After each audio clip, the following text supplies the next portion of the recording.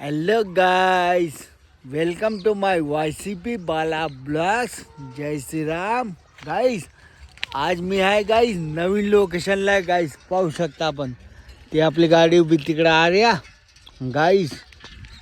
हे मंदिर आहे समोर गाईज. हे मंदिर मागे दिसत आहे ते गाईज महादेवचं मंदिर आहे. एकदा सगळ्यांनी कमेंट बॉक्समध्ये सांग द्या जय महाकाल गाईज. तर मी आलो तो बुकिंगला मालेगाव जवळ साकूरगाव आहे गाईज. साकूरला आलो होतो गाईज.